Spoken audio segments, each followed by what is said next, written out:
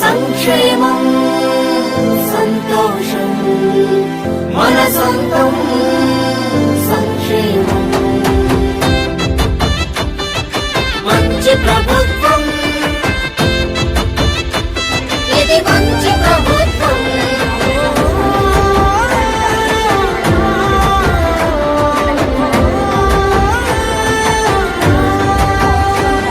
ఇది మంచి ప్రభుత్వం ఇది మంచి ప్రభుత్వం ఇది మంచి ప్రభుత్వం ఇది మంచి ప్రభుత్వం